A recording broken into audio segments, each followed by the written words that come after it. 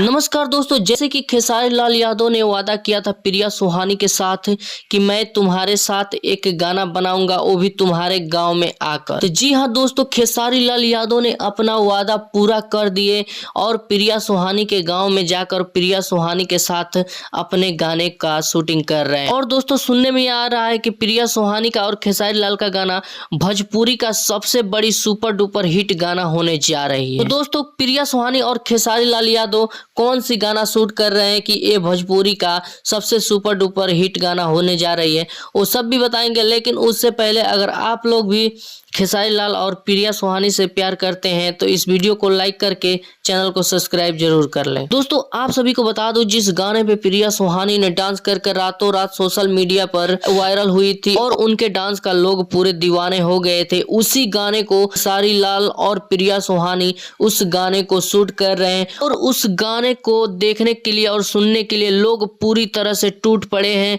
और बोल रहे हैं कि ये भोजपुरी इंडस्ट्री का सबसे सुपर डुपर हिट गाना होने जा रही है। तो दोस्तों आप सभी को क्या लगता है, खेसारी लाल यादव और प्रिया सुहानी का ये गाना सुपर डुपर हिट होगा या नहीं?